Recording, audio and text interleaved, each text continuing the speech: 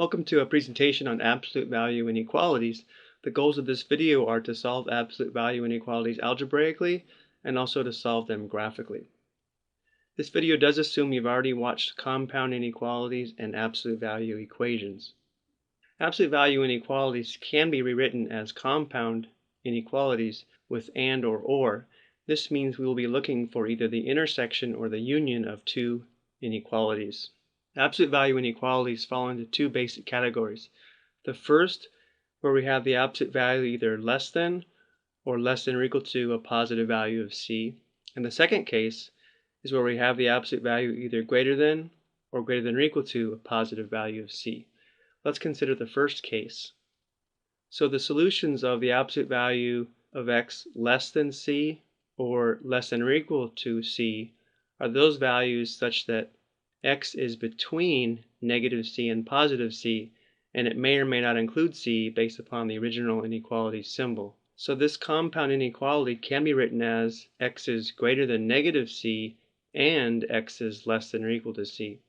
Notice the inequality involving positive c is essentially the same except we drop the absolute value, and for the second inequality we change the sign of c and also reverse the inequality symbol. In the same case, when we have less than or equal to c, it's just we use a different inequality symbol. So let's consider the absolute value of x less than 2. Remember that absolute value is a number's distance from 0. So we want all the numbers whose distance from 0 is less than 2 units.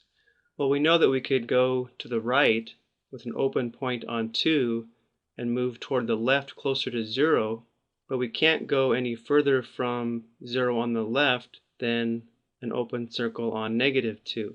This interval represents all the numbers whose distance from 0 would be less than 2. If we wanted to write this using inequalities, we'd have two inequalities connected with and. The first inequality would be x has to be greater than negative 2 and x also has to be less than positive 2. Now here's a way that you can remember when you have the absolute value of some expression less than or equal to c, it's going to be a compound inequality with and. Let's say you know someone who gets in trouble with the law and they're put under house arrest. What that means is the court orders an individual to always maintain a distance less than a given value.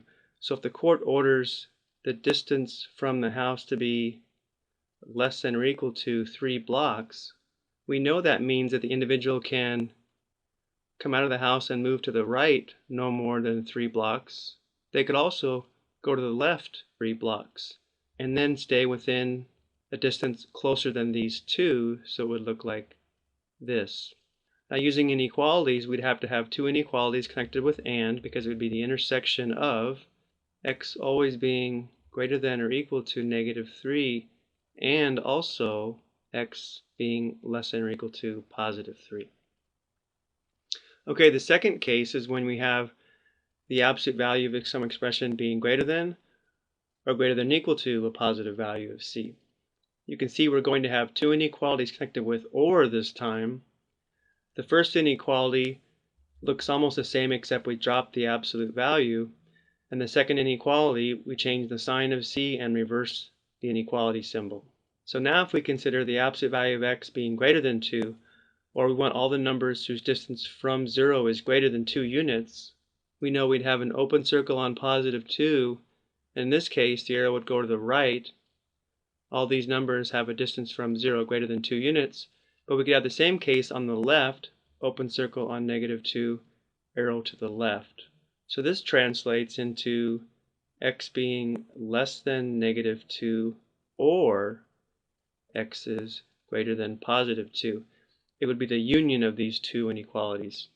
So here's a way you can remember that if you have the absolute value greater than or equal to a positive value of c, it will always be a compound inequality with or. Let's say you know someone who gets a restraining order. Well, a restraining order usually states that an individual cannot come within a certain distance from a person or a location. So if the court orders an individual to maintain the distance from a specific location to be greater than or equal to 3 blocks, that means they could be to the right 3 units or further, or to the left 3 units or further. So using inequalities, we would have x less than or equal to -3 or x greater than or equal to +3. Okay, let's put this into practice. Let's say we want to solve the absolute value of x minus 2 less than 6. The first step would be to determine if it's going to be an or an and. A distance less than 6 would be an and. So we'll have x minus 2 is less than 6 and x minus 2. Remember, for the second inequality, we reverse the symbol and change the sign. We need to solve these, graph these, and look for the intersection of the two. So we add 2 to both sides, x less than 8, and x greater than, we would get -4. So let's graph these two and look for the intersection. So let's first graph x less than 8. It would look something like this. And x has to be greater than -4. And that would look something like this. Now, because it's an and, we're actually looking for the intersection of these two inequalities. And we can see it's going to be the interval in the middle. Therefore, our final graph would look like this. So now if we want to express this using interval notation, we know we'd have an open interval from -4 to +8. I do want to take a look at this on the graphing calculator now. So what we're going to do is we're going to graph the left side in y1 and the right side in y2. So to access the absolute value, remember you hit math, right arrow once, and then enter. So because we want to know when y1 is less than y2, we want to know when this v is below the horizontal line y equals 6. We can see graphically the v is below the line y equals 6 between -4 and +8. If we wanted to find these exact locations, we could find the points of intersection. Okay, let's try another. The first step is to identify this will be an or because the distance is greater than 7. So our first inequality will be 2x plus 1 greater than or equal to 7, or 2x plus 1, reverse the inequality symbol, and also change the sign of the 7. So we want the union of these two inequalities.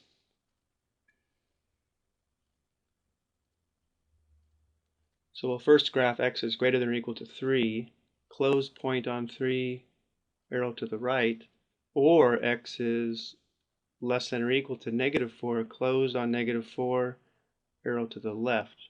Because we're looking for the union, this is the graph of our solution. But if we want to write this using interval notation, we would have two different intervals. The first one from -infinity to -4 and includes -4. The second interval includes 3 and approaches +infinity, and it's the union of these two sets. Let's take a look at this one graphically as well. So again, we'll type the left side into y1 and the right side into y2. So now we want to know when the V shape is less than or equal to +7. So when is the V above the line y equals 7? So here we have y1, the left side, and here we have y2, the right side.